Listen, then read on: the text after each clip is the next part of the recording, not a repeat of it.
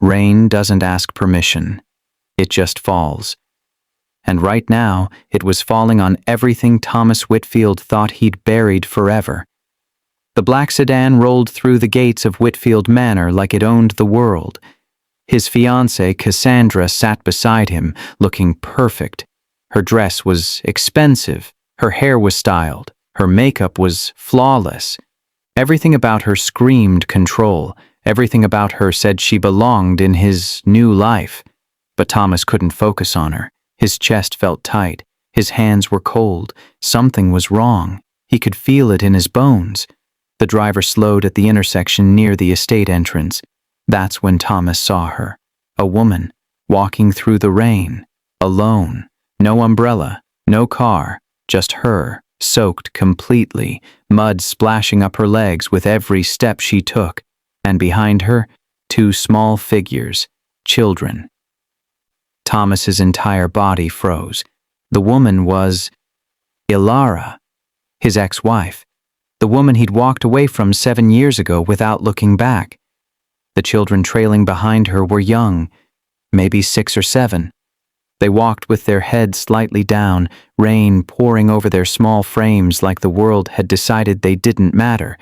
But Thomas couldn't stop staring at their faces, their eyes, their features, their expressions. The boy had Thomas's jawline, sharp, defined, unmistakable. The girl had his nose, his forehead, the same way her eyebrows arched when she looked up. This wasn't coincidence. This wasn't resemblance. These were his children. His heart slammed against his ribs. The car engine, which had been a quiet hum moments ago, now sounded deafening in the silence that filled the cabin. Cassandra turned toward him, her perfectly shaped eyebrows pulling together in confusion. "Thomas? What's wrong? Why are we stopping?" He couldn't speak. His throat had closed up. Words wouldn't come. Ilara's eyes lifted from the pavement. She saw the car. She saw the logo on the hood. She saw him through the tinted window, and in that single moment, everything Thomas Whitfield had spent 7 years running from came crashing back into his life, like a flood he couldn't control. The life he abandoned, the promises he broke, the family he erased, the man he used to be before money made him forget. Cassandra followed his stare. Her voice turned sharp, cold, suspicious. "Thomas, who is that woman?" He still didn't answer. He couldn't. Because the rain didn't care who you were. It didn't care what you'd done or how much money you had or how far you'd run. It fell on everyone the same way, and right now it was washing away every lie Thomas had told himself for 7 years. The twins looked up. Their eyes, his eyes, met his through the rain-streaked window, and Thomas knew. There was no running from this. Thomas Whitfield wasn't always rich. He wasn't always powerful. He wasn't always the man people feared and respected. He grew up in a house where the walls were paper thin, and the neighbors heard every argument, every bill collector's knock, every moment of shame his parents tried to hide. His father worked construction. His mother cleaned houses. They worked themselves to exhaustion just to keep the lights on and food on the table. They never complained, but Thomas saw it.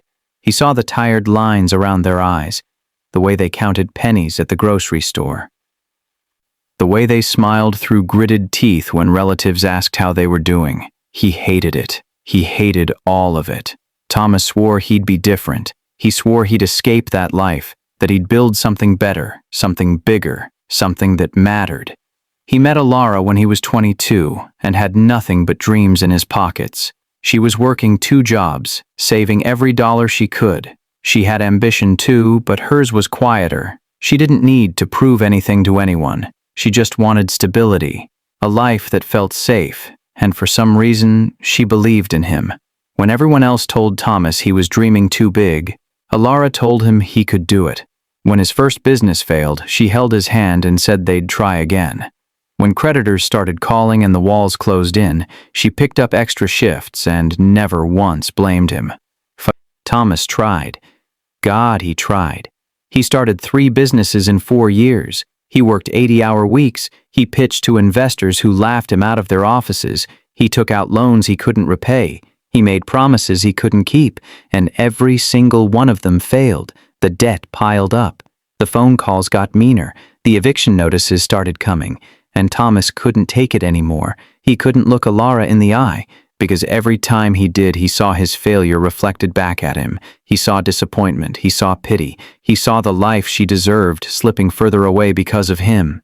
So he stopped talking. He stopped trying. He stopped being the man she fell in love with.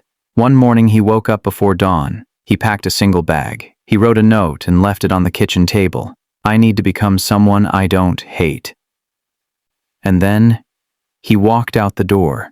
He didn't explain. He didn't argue. He didn't give her a chance to stop him.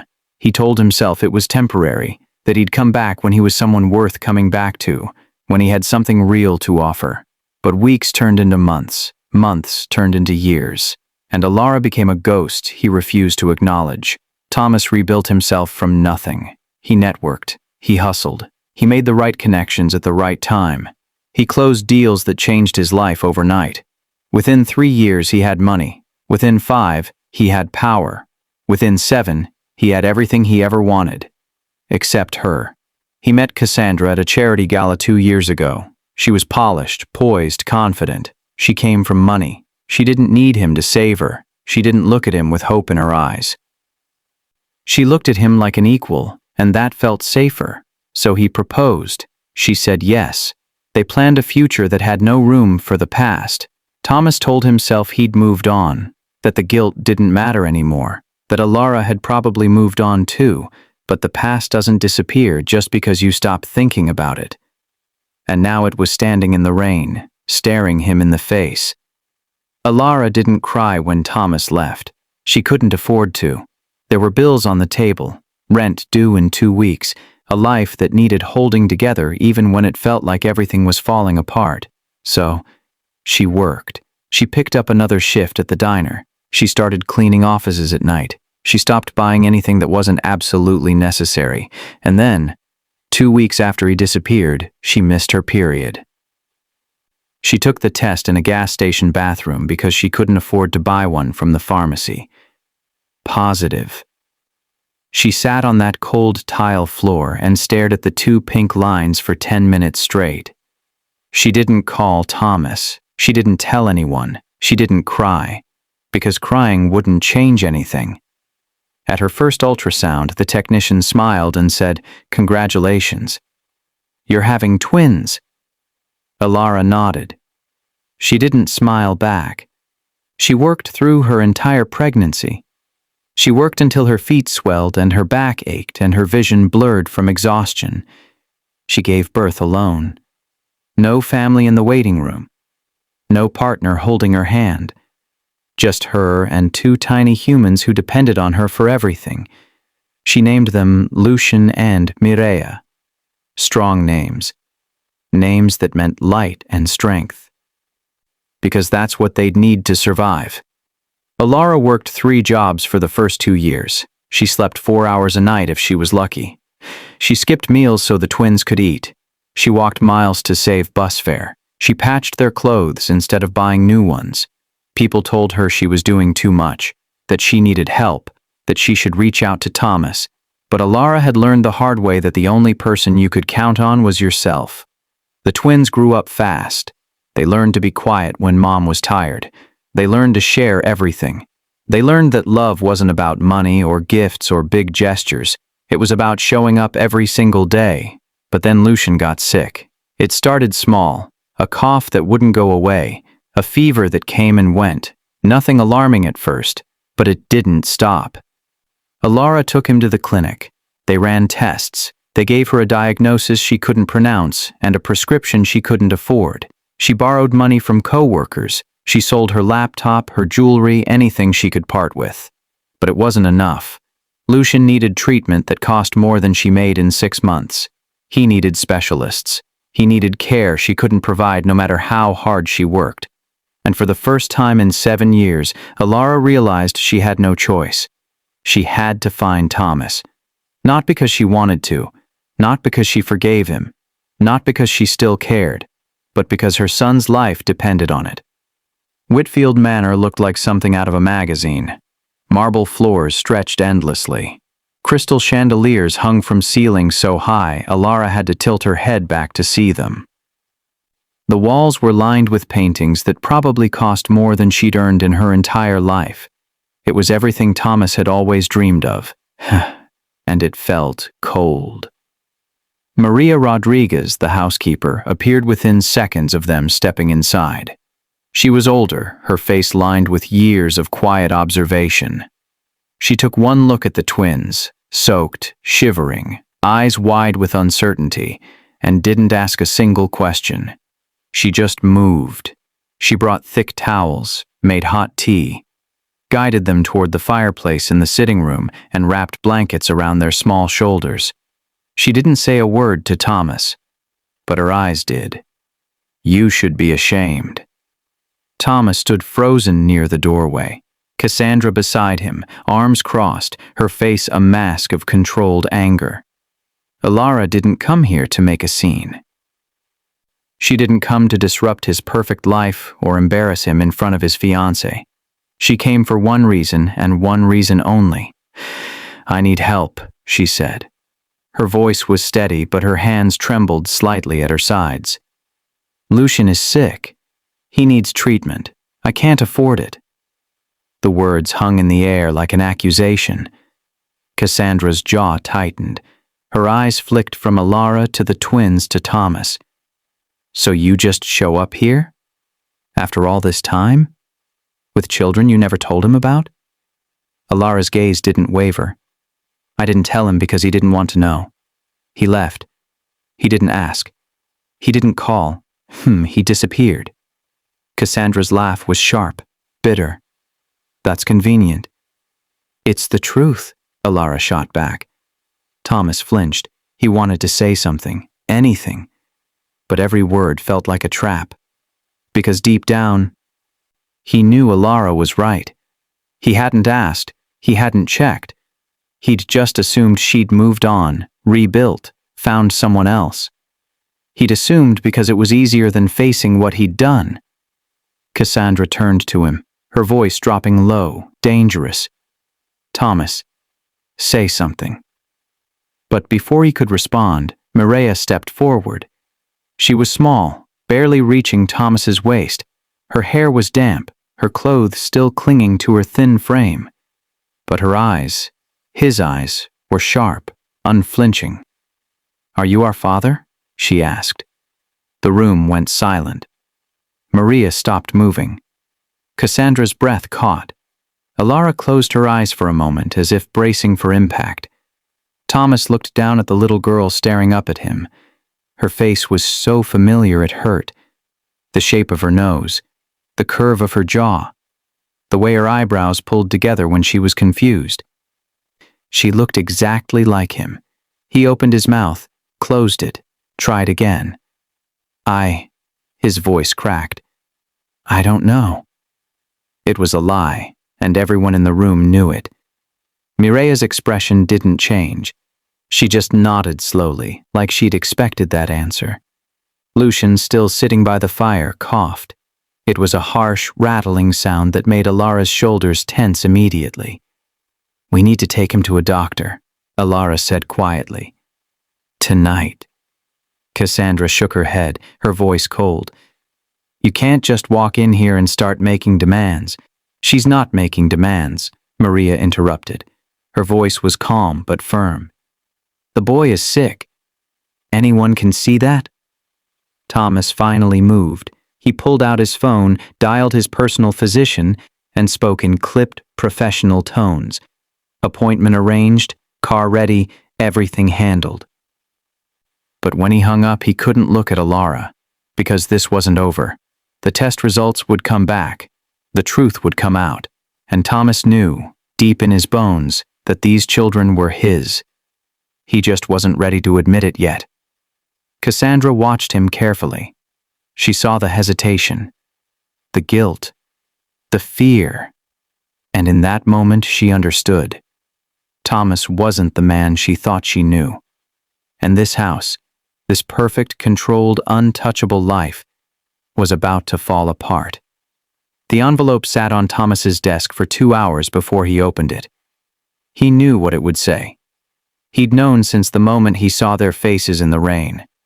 But knowing and seeing proof are two different things. Cassandra stood by the window, silent. She'd barely spoken to him in 3 days. Barely looked at him. She was waiting for confirmation of what she already knew. Thomas's hands shook as he tore open the envelope. The words were clinical, cold, definitive. Probability of paternity, 99.999%. Subject, Lucian Whitfield. Probability of paternity, 99.999%. Subject, Maria Whitfield. His chest tightened, his throat closed, his vision blurred. They were his, both of them. Not maybe, not possibly. His. Cassandra turned slowly. Her voice was eerily calm. Let me see it. Thomas handed her the paper. His hand was still shaking. She read it once, then again. Then she set it down on the desk with surgical precision. They're yours, she said. Not a question. A fact. Thomas nodded. He couldn't speak. Cassandra's laugh was hollow. 7 years, Thomas. 7 years you didn't know. 7 years you didn't check. 7 years you didn't care. I thought she'd moved on. You didn't think, Cassandra snapped. You ran. You erased her. You built this life pretending the old one never existed. I was trying to become someone better. You became someone worse, Cassandra said. Her voice cracked just slightly. You became the kind of man who abandons his family. Thomas stood, reaching for her. Please, let me explain. She stepped back. Don't touch me. The rejection hit harder than he expected. I didn't know she was pregnant.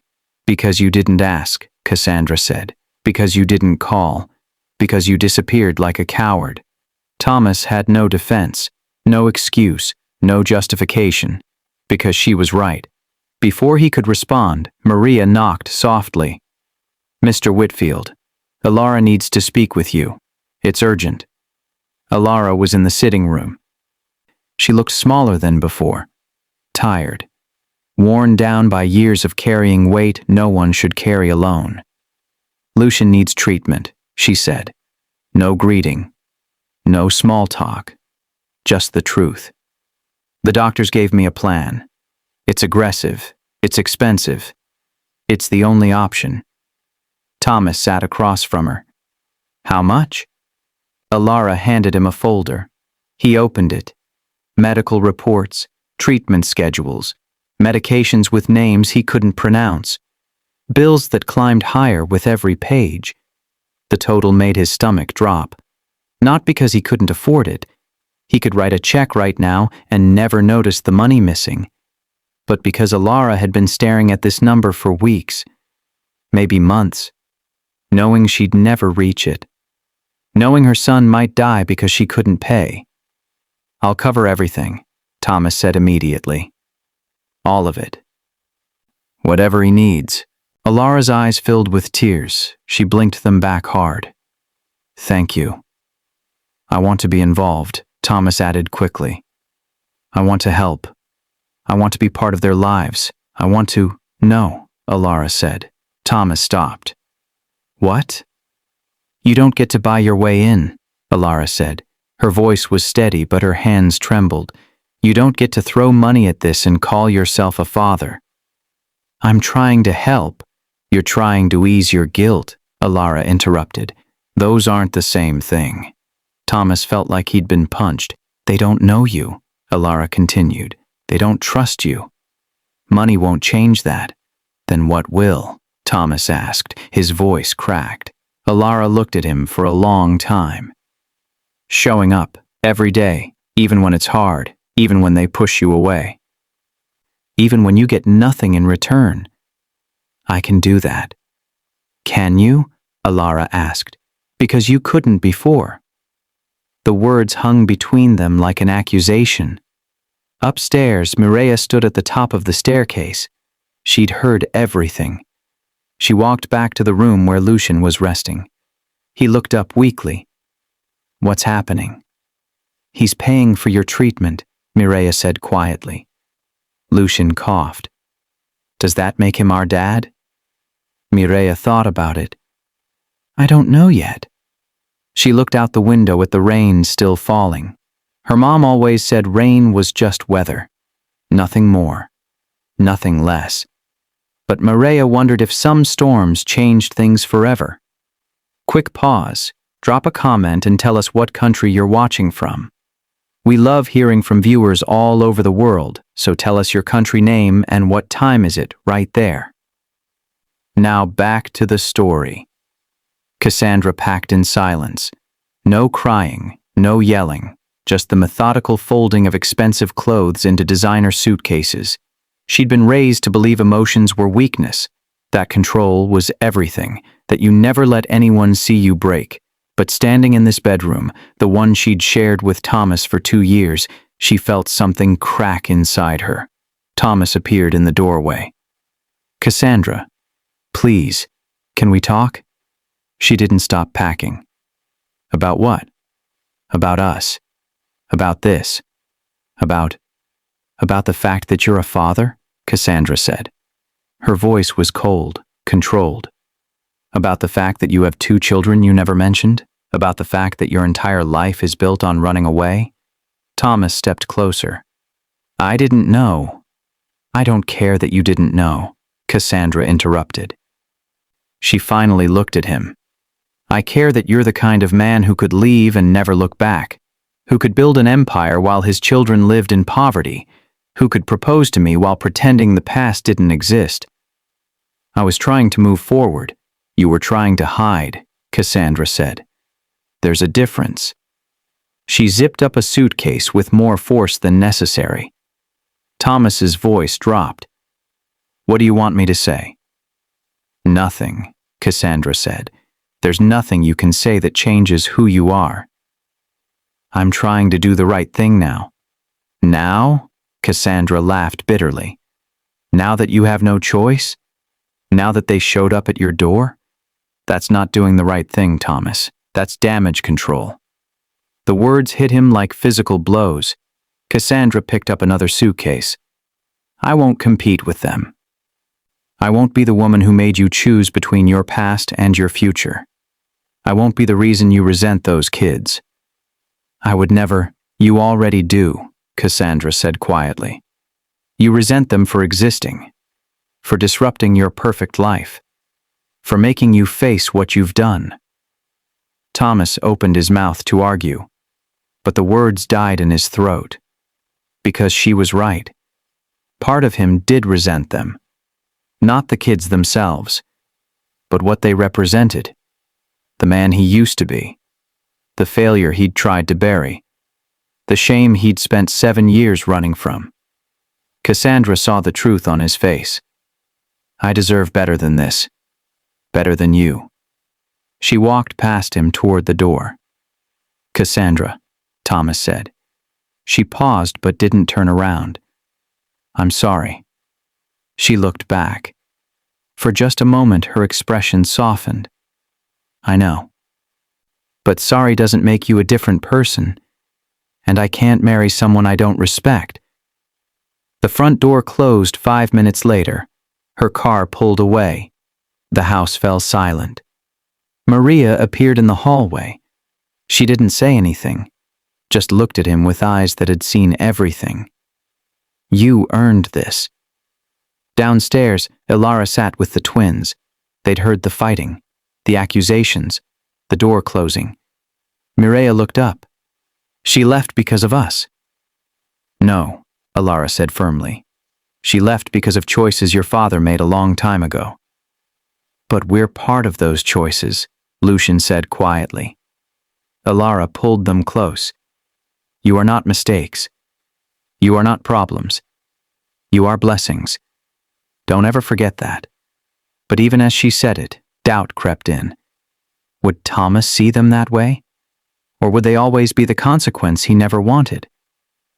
Mireia looked toward the stairs where Thomas stood watching them. Their eyes met, and for the first time, Mireia saw something in his face that wasn't guilt. It was fear. He was afraid of them. afraid of failing, afraid of being the father they deserved, and somehow that made him feel a little more human. Thomas tried. He showed up to every hospital appointment, signed every form, asked every question the doctors would answer, but the twins didn't want him there. Lucienne barely looked at him. Mireia answered in one-word responses. They treated him like a stranger who'd wandered into their lives by accident, which, in a way, he had. "How are you feeling today?" Thomas asked during one visit. Lucian stared at the wall. "Fine. The doctor said the treatment is working. That's good, right?" Silence. Thomas looked at Alara. She sat in the corner, watching but not helping. This was his mess to figure out. "What do you like to do?" Thomas tried again. "Do you play any sports?" "No," Lucian said. "What about hobbies? Things you enjoy?" "Reading." Thomas's face lit up. "Really? What kind of books?" "Adventure stories." "I used to love those when I was your age," Thomas said. "Have you read Treasure Island?" Lucian shook his head. "I could get you a copy. We could read it together." "No thanks," Lucian interrupted. The rejection stung more than any business deal falling through ever had. Mireia was worse. She watched Thomas like he was a puzzle she couldn't solve, or didn't want to. One afternoon, Thomas brought gifts, expensive ones, a drone for Lucian, a craft kit for Mireia. Lucian looked at the box, then at Thomas. "Why?" "Because I thought you'd like it." "You don't know what I like." Thomas's smile faltered. "I'm trying to learn." "You're trying to buy us," Mireia said. Her voice was flat, matter of fact. Thomas had no response, because she was right. That night he sat alone in his study. The house felt bigger than ever, emptier. Mireia brought tea, set it down without a word. "They hate me," Thomas said. "They don't know you," Mireia corrected. "There's a difference." "How do I fix this?" Mireia looked at him with something close to pity. "You can't fix it, Mr. Whitfield. You have to build it. From nothing. With no shortcuts." "I don't know how." "Then learn," she said simply. "Or lose them forever." The weeks passed. Thomas kept showing up, kept trying, kept failing. Lucian's treatment wasn't working as well as the doctors hoped. He stabilized, but he wasn't improving. Not really. The medical team adjusted medications, changed protocols, ran more tests, but nothing changed. Alara stopped sleeping. Thomas could see it in her face, the dark circles, the hollow eyes, the way her hands shook when she read medical reports. She was terrified, and Thomas felt completely helpless. He'd built an empire, closed billion-dollar deals, had politicians and CEOs on speed dial, but none of that mattered here. Money couldn't cure Lucian. Power couldn't make the twins trust him. Success couldn't undo 7 years of absence. All he could do was show up, day after day, even when they ignored him, even when they pushed him away, even when it felt pointless. One evening, Thomas sat in Lucian's hospital room while the boy slept. Alara had gone to get coffee. Mireia sat across from him, reading a book. "Can I ask you something?" Thomas said quietly. Mireia didn't look up. "Okay. What would it take? For you to trust me?" She turned a page. "I don't know. Is there anything I can do?" Mireia finally looked at him. Her eyes, his eyes, were sharp, calculating. "You can stop trying so hard." Thomas blinked. "What? You're trying to be our dad in a few weeks. That's not how it works." "Then how does it work?" "You just are," Mireia said. "You don't get credit for showing up. That's what dads are supposed to do." The words hit him harder than any insult Cassandra had thrown. "Your mom said something similar," Thomas said. "Mom's always right," Mireia said. Then she went back to her book. Thomas sat there in silence, watching his daughter read, watching his son sleep, and for the first time, He understood. This wasn't about redemption. It wasn't about proving himself. It wasn't about earning forgiveness. It was about showing up every single day with no guarantee of anything in return. That's what being a father meant, and he'd never done it before. But he could start now, even if it took years, even if they never fully trusted him, even if he failed over and over again. He could start now. Thomas stopped bringing gifts. He stopped asking big questions, stopped trying to force connections that weren't there. Instead, he just showed up. He learned Lucian's medication schedule, made sure the nurses gave him the right doses at the right times. He learned Maria hated hospital food, started bringing her sandwiches from a deli near the manor. He learned they both liked drawing, brought sketchbooks and pencils, sat quietly while they drew. He didn't ask to see their work, didn't praise them unless they showed him first, didn't make a big deal out of anything. He just was there. Slowly, so slowly he almost didn't notice, things started to shift. Lucienne stopped turning away when Thomas entered the room, started asking small questions. What's that building outside? What time is it? Can you hand me that book? Maria started showing him her drawings. Not all of them, just the ones she was proud of. And when Thomas said they were good, she didn't roll her eyes anymore. One afternoon, Lucian's treatment took a turn. Not worse. Better.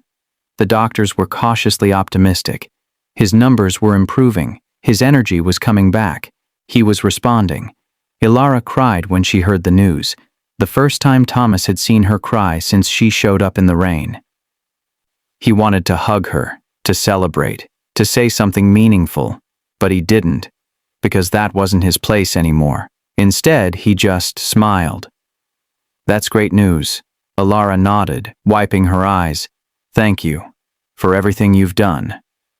I should have done it 7 years ago, Thomas said. Yeah, Ilara agreed. You should have. There was no forgiveness in her voice, but there was acknowledgement, and that was something. Weeks turned into months. Lucian's health continued improving. The doctor started talking about discharge, about going home. But where was home? Ilara's apartment was tiny. 1 bedroom. Barely enough space for the 3 of them, let alone a recovering child who needed rest and quiet. Thomas offered them rooms at the manor. Ilara refused. We're not staying here, she said firmly. It's just until Lucian's stronger. No, Ilara repeated. We're not your charity case. Thomas wanted to argue, but Maria caught his eye and shook her head slightly. Don't push. So he didn't. Instead, he found them an apartment. Close to the hospital, close to good schools, 3 bedrooms, paid the first year's rent up front. When he told Ilara, she stared at him for a long time. Why? She asked. Because you need a place to live.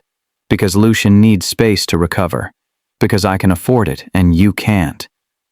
That's not an answer, Thomas thought carefully. Because I want to help. Not to make myself feel better. Not to buy your forgiveness. Just to help. Ilara studied his face, looking for lies, for manipulation, for hidden agendas. She didn't find any. Okay, she said finally. But we pay you back. Eventually. You don't have to. Yes, I do, Ilara said. That's the deal. Take it or leave it. Thomas nodded. Deal. The day they moved in, Thomas helped carry boxes. The twins ran through the apartment, excited to have their own rooms for the first time ever. Maria stopped in front of Thomas. Are you going to visit? Do you want me to? Thomas asked. She thought about it. Maybe. Sometimes. Thomas smiled. Then I will. Sometimes. Lucian appeared in the doorway. He looked healthier, stronger, more like a normal kid than a patient. Thanks, he said quietly. For the apartment, and the treatment, and everything.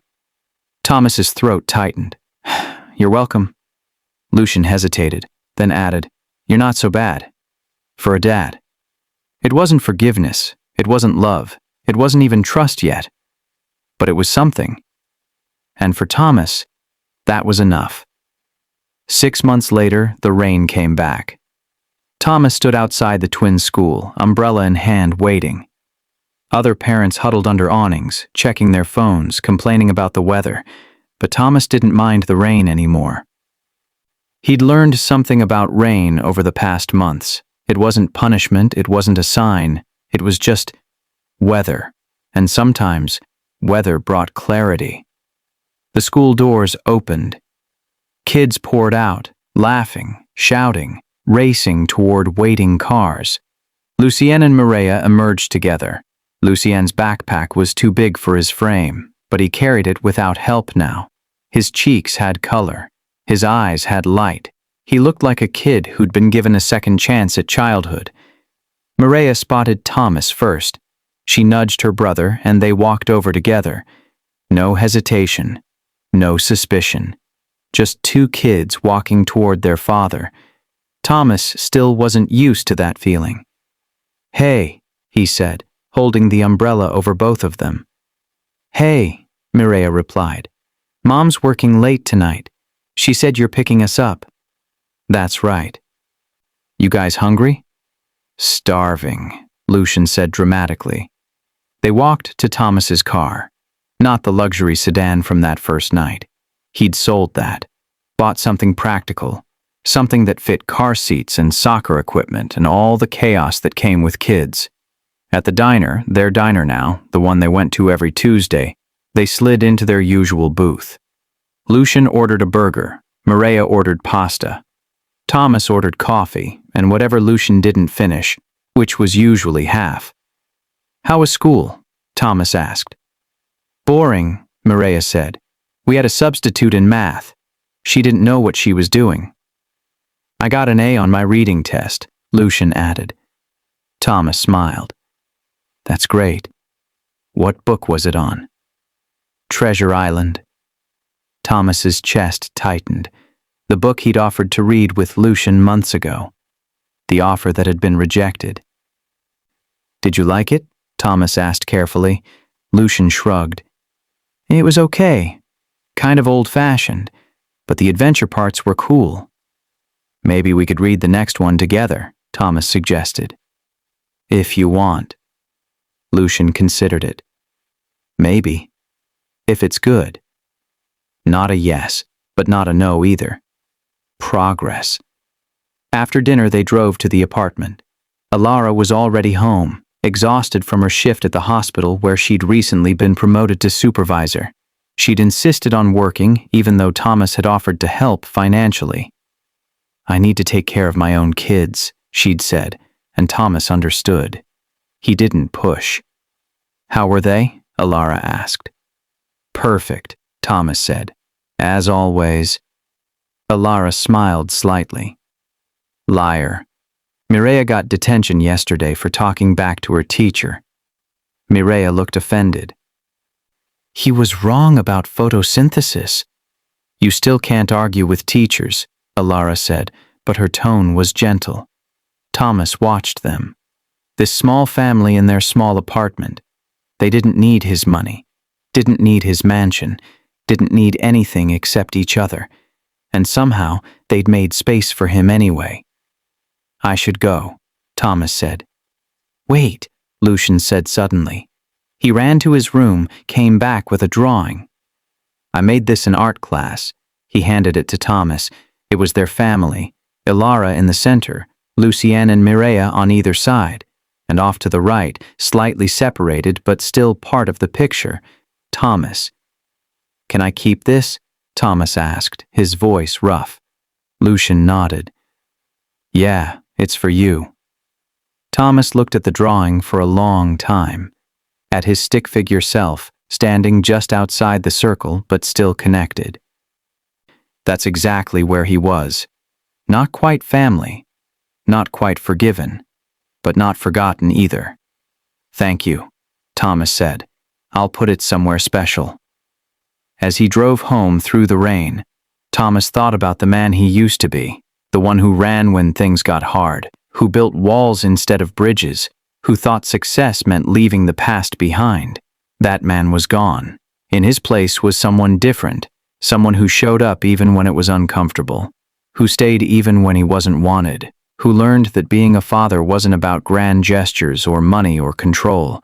It was about showing up, day after day, rain or shine. The umbrella sat in his passenger seat, still damp from covering two small heads, and for the first time in 7 years, Thomas Whitfield felt like he was exactly where he was supposed to be. Not because he'd earned it, not because he deserved it, but because he'd finally learned what it meant to stay. 1 year later, Thomas stood in the garden of Whitfield Manor. The estate looked different now. Less like a museum. More like a place where people actually lived. The twins' drawings covered the refrigerator.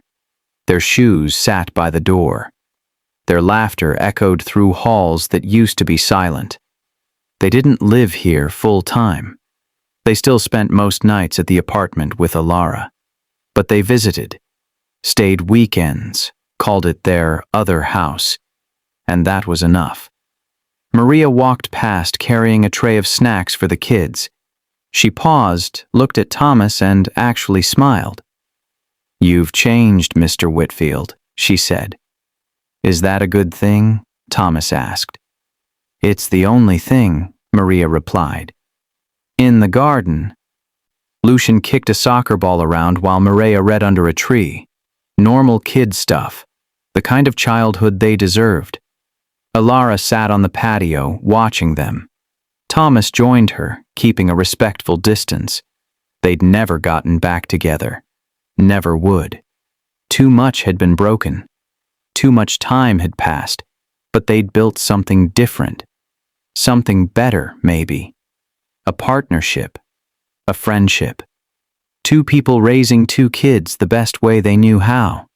"He looks good," Thomas said, nodding toward Lucian.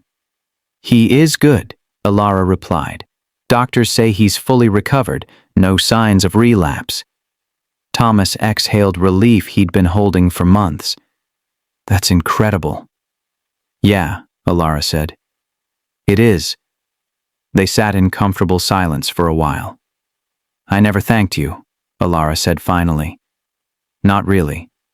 For everything you did. The treatment. The apartment, showing up. You don't have to thank me." "Yes, I do," Alara interrupted, "because you didn't have to do any of it. You could have written a check and disappeared again, but you didn't." Thomas looked at her. Really looked at her. At the woman who'd survived 7 years alone, who'd raised 2 incredible kids with nothing but determination and love. "You did the hard part," Thomas said. "I just showed up late." "Better late than never," Alara said. Then she added, "They love you, you know. They won't say it, but they do." Thomas's throat tightened. "I love them too." "I know," Alara said. "That's why I let you stay." Mireia ran over, breathless. "Dad!" Lucian kicked the ball over the fence. "Can you get it?" Dad. She'd been calling him that for 2 months now. It still made his chest ache every time. "Sure thing," Thomas said, standing. He walked around the fence, retrieved the ball, and threw it back. Lucian caught it, grinned, and kicked it again, this time on purpose toward the fence. "Again," he shouted, laughing, and Thomas went. Again and again and again, because that's what fathers did. They showed up. They stayed. They kept going even when they were tired, even when it was boring, even when nobody noticed. That evening, as the sun set and the twins played one last game before dinner, Thomas thought about the rain that had brought them all together. Rain didn't care who you were or what you'd done. It fell on everyone the same. But what you did after the rain, that's what mattered. Some people ran for cover. Some people waited it out. Some people stood in it until they were soaked through. And some people learned to dance in it. Thomas had spent 7 years running from the rain, from responsibility, from consequences, from the man he was afraid to be, but now he understood. You can't outrun rain. You can only learn to live with it. The twins called him over for dinner. Alara held the door open. Maria set the table. The house filled with noise and life and messy, imperfect love.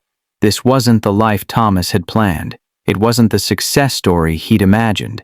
It wasn't perfect or easy or wrapped up in a neat bow, but it was real. And for the first time in his entire life, Thomas Whitfield was exactly who he needed to be. Not a billionaire, not a success story, not a man running from his past, just a father, showing up, day after day, rain or shine. That night, after the twins went to bed, Thomas walked through the manor one last time. He stopped at the drawing Lucian had made a year ago, the one with Thomas standing just outside the family circle. Beside it now hung a new drawing. One Mireia had made last week. This time, Thomas was inside the circle, right where he belonged. If this story touched you, drop a comment below. Tell us what you thought. Tell us where you're watching from. And if you made it all the way to the end, thank you. Your time matters. And so do the people you choose to show up for. Remember that.